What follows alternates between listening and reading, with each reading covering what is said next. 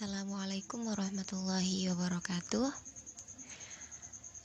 Untuk pertemuan kali ini kita akan membahas bab 10, yakni hikmah ibadah haji, zakat, dan wakaf dalam kehidupan. Silakan kalian buka di LKS-nya, itu ada di halaman 37. Oke, sudah? Kalau sudah, kita lanjut. Pertama yang mau kita bahas adalah haji. Dari pengertian hukum, kemudian syarat wajib, syarat sah, sampai ke jenis-jenis haji itu sendiri. Banyak sekali ibadah yang bisa kita lakukan untuk mendapatkan pahala. Salah satunya adalah ibadah haji. Ibadah haji merupakan ibadah yang paling baik. Kenapa? Karena tidak hanya menahan hawa nafsu, tetapi juga menggunakan tenaga. Selain itu juga menggunakan harta. Sehingga orang yang melakukan ibadah haji, maka dia sudah benar-benar menyerahkan dirinya kepada Allah Subhanahu wa Ta'ala. Kata haji sendiri mengandung makna menyegajah atau menuju atau sengaja mengunjungi Baitullah. Bulan haji dimulai dari bulan Syawal sampai 10 hari pertama bulan Dzulhijjah. Nah, puncak pelaksanaannya yaitu pada tanggal 9 Dzulhijjah, yaitu saat dilangsungkannya ibadah wukuf di padang Arafah.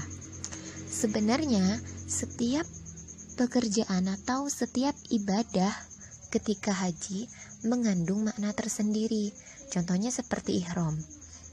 Ihram maknanya adalah manusia atau setiap orang harus melepaskan diri dari hawa nafsu dan hanya menghadap diri kepada Allah yang Maha Kuasa, serta memperteguh iman dan takwa kepada Allah Subhanahu wa Ta'ala.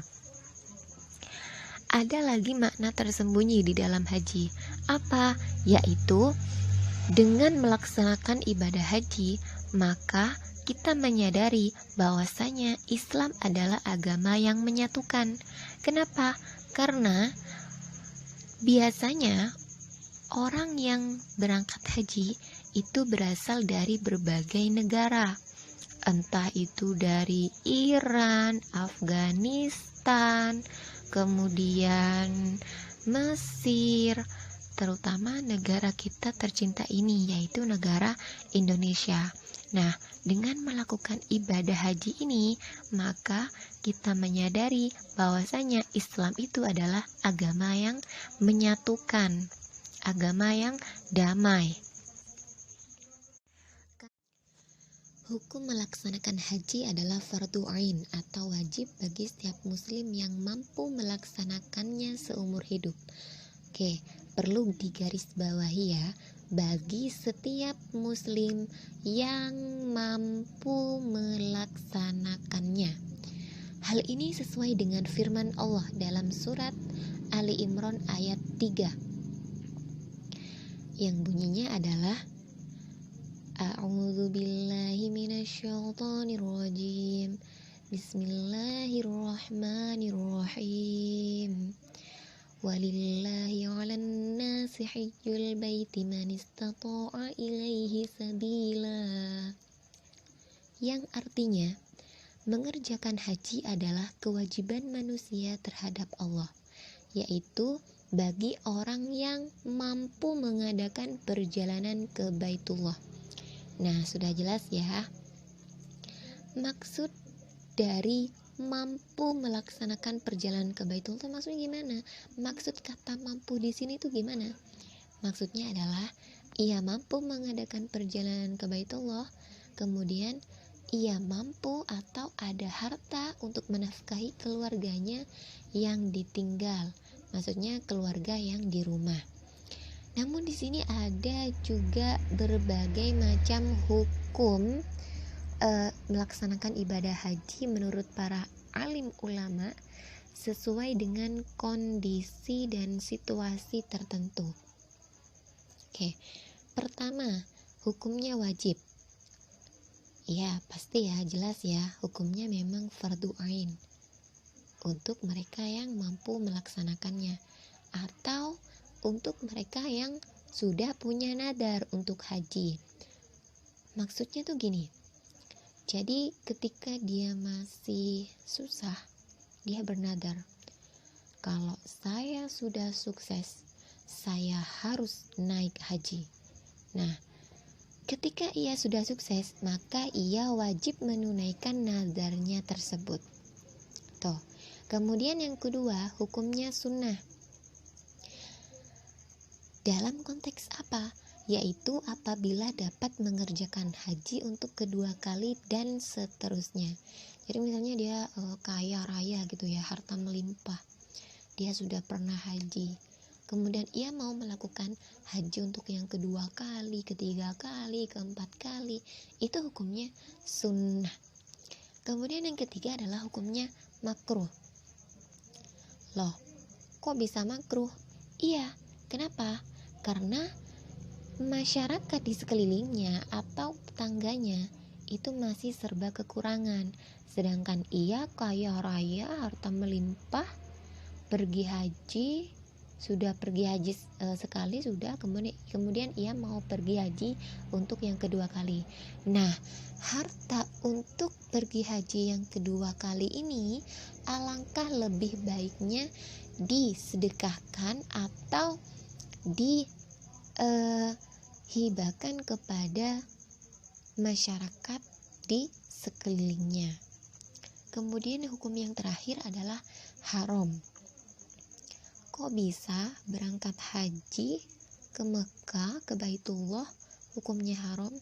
Iya, gimana gak haram kalau misalnya ia berangkat haji atau ia pergi haji, niatnya bukan beribadah, tapi untuk membuat kerusakan di negeri Mekah.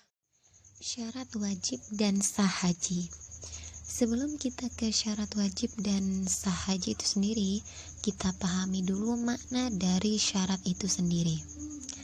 Oke, syarat ialah perbuatan yang dilakukan sebelum ibadah haji dilakukan. Apa aja syarat-syarat wajib haji? Pertama adalah Islam. Ya, tentu, karena haji sendiri adalah rukun Islam. Kemudian yang kedua, berakal, tidak gila. Selanjutnya adalah balil. Jadi kalau misalnya masih anak-anak pergi haji, itu bukan gak sah, ya sah-sah aja, tapi di situ dia masih belum punya kewajiban. Kemudian selanjutnya mampu dalam segala hal. Maksudnya apa? Dalam segala hal-hal apa? Yaitu dalam hal biaya. Jadi biayanya dia ada, biaya untuk perjalanan ke Baitullah dia ada. Kemudian nafkah untuk keluarga yang di rumah dia juga ada. Selanjutnya kesehatan. Jadi harus benar-benar fit, nggak sakit. Kemudian keamanannya juga. Selanjutnya syarat sah haji. Kalau tadi syarat wajib, sekarang syarat sah. Apa aja? Beragama Islam, jelas tentu. Balik, berakal, dan merdeka. Maksudnya merdeka adalah bukan budak atau hamba sahaya. Rukun haji. Sebelum kita tahu apa saja rukun-rukun haji, kita perlu tahu dulu apa sih yang dimaksud rukun itu. Oke, rukun ialah segala sesuatu yang dikerjakan ketika melaksanakan ibadah haji. Kalau tadi syarat itu adalah sesuatu yang harus dipenuhi atau dilakukan ketika sebelum ibadah haji dilakukan. Kalau rukun, sesuatu yang dikerjakan saat melaksanakan ibadah haji. Apa saja rukun haji. Pertama, ihram. Ihram ialah mengerjakan ibadah haji yang ditandai dengan mengenakan pakaian ihram berwarna putih. Untuk laki-laki terdiri atas 2 lembar kain dan tidak berjahit. 1 bagian untuk penutup pinggang ke bawah, maksudnya disarungkan, dan 1 lagi untuk diselendangkan. Sedangkan untuk perempuan, pakaian ihram harus menutupi seluruh auratnya. Ya, seperti yang sudah kita bahas di pertemuan sebelumnya, bahwasanya aurat perempuan itu dari ujung rambut sampai ujung kaki kecuali muka dan kedua telapak tangan. Kemudian membaca labbaik Allahumma labbaik, atau kalau di literasi lain itu membaca labbaik Allahumma hajjan atau labbaik Allahumma umratan. Tuh.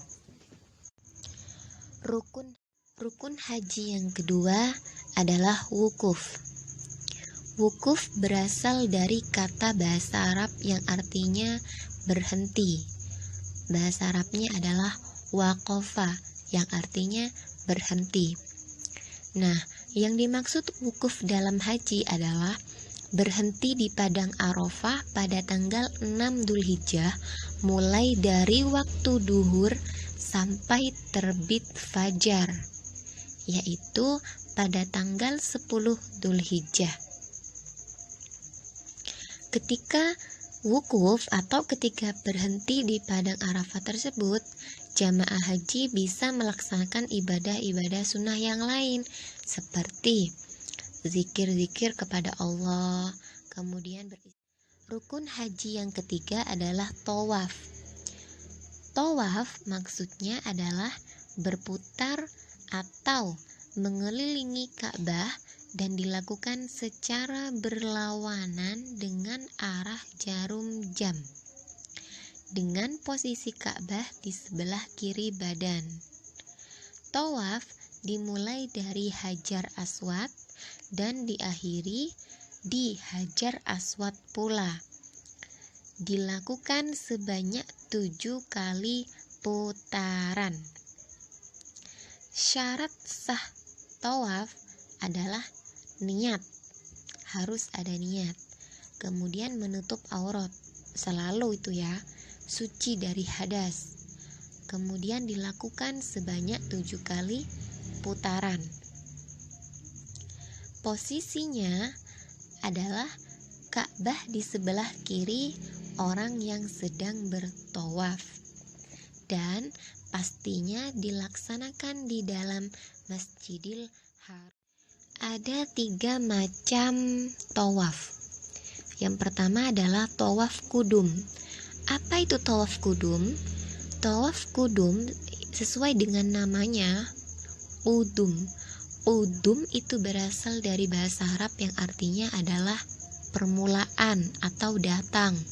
Nah, yang dimaksud dari tawaf kudum adalah tawaf yang dilakukan ketika jamaah haji baru tiba di Makkah.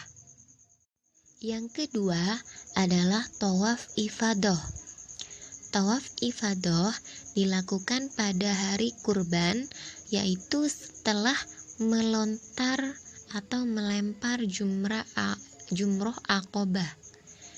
Ini adalah tawaf yang wajib dilakukan pada waktu haji. Apabila ditinggalkan, maka hajinya batal. Tawaf yang ketiga adalah tawaf wada. Sesuai dengan namanya, tawaf wada, yaitu tawaf yang dilakukan ketika perpisahan bagi jamaah yang akan meninggalkan Mekah. Rukun haji yang keempat yaitu sa'i. Sa'i ialah berlari-lari kecil antara Bukit Sofa dan Bukit Marwah sebanyak 7 kali, yang dimulai dari Bukit Sofa dan berakhir di Bukit Marwah. Hal ini sesuai dengan yang dilakukan oleh Ibunda Siti Hajar, istri Nabi Ibrahim, yang mana pada saat itu beliau kehabisan makanan dan minuman, sementara Ibunda Siti Hajar sedang membawa Nabi Ismail. Akhirnya beliau, Siti Hajar, berlari-lari dari Bukit Sofa, kemudian lari lagi ke Bukit Marwah dengan harapan bisa menemukan air. Atas izin Allah, keluarlah air di antara Bukit Sofa dan Bukit Marwah yang sekarang dikenal dengan air Zam-Zam. Syarat sah sa'i yaitu dilakukan sebanyak 7 kali putaran, yaitu dari Bukit Sofa kemudian berakhir di Bukit Marwah. Kemudian dilakukan setelah tawaf ifadah ataupun setelah tawaf kudum.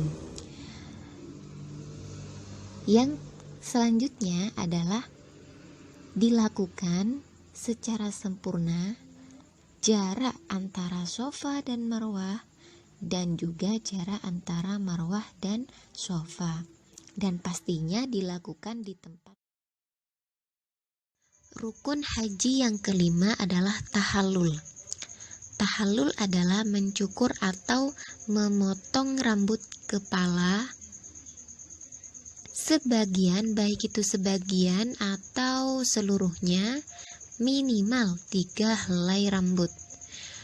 Tahallul ini dilakukan setelah melontar jumroh Aqobah, yaitu pada tanggal 10 Dzulhijjah yang disebut dengan tahallul awal. Nah, setelah jamaah melakukan tahallul awal, larangan haji kembali dibolehkan kecuali berhubungan suami istri. Setelah tahallul awal selesai, tahallul sani. Tahallul sani dilakukan setelah tawaf ifadah dan sa'i. Rukun haji yang terakhir adalah tertib. Jadi dilakukannya harus tertib dari A tadi, dari rukun haji pertama ihram, wukuf, tawaf, sa'i, kemudian yang terakhir adalah tahallul. Ada 3 jenis haji menurut segi pelaksanaannya. Pertama adalah haji tamattu. Haji tamattu adalah melaksanakan umroh dulu, kemudian melaksanakan manasik haji. Yang kedua, haji ifrad. Haji ifrad adalah ihram dan berniat dari mikot hanya untuk haji. Dengan kata lain, dia mengerjakan haji terlebih dulu, kemudian mengerjakan umroh. Yang ketiga adalah haji kiron. Maksudnya adalah melaksanakan haji dan umroh dengan 1 kali ihram. Artinya, apabila seorang jamaah haji memilih jenis haji ini, maka jamaah tersebut berihram dari mikot untuk haji dan umroh secara bersamaan. Nah, beruntunglah beliau-beliau yang telah melaksanakan ibadah haji dan umroh di Mekah, karena ibadah haji merupakan amal ibadah yang paling utama. Selain itu, haji merupakan jihad dan penghapus dosa-dosa. Pahala bagi orang yang melakukan ibadah haji adalah surga. Semoga suatu hari nanti kita semua mampu melaksanakan ibadah haji dan umroh di Mekah. Amin. Jika ada yang kurang dipahami atau ada yang kurang dimengerti, silahkan tinggalkan komentar kalian di kolom komentar. Terima kasih atas perhatiannya. Wassalamualaikum warahmatullahi wabarakatuh.